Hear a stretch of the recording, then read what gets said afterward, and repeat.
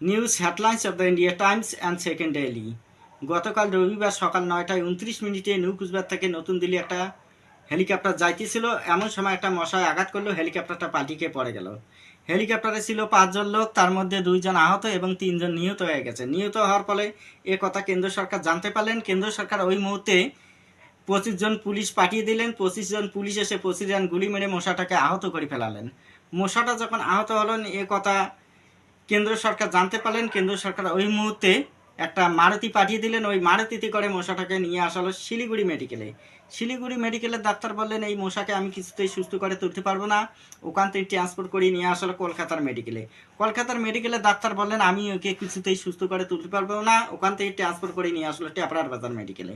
ওখানে কোনো ডাক্তার নেই, ওখানে মশাটা সুস্থ হয়ে উঠলেন।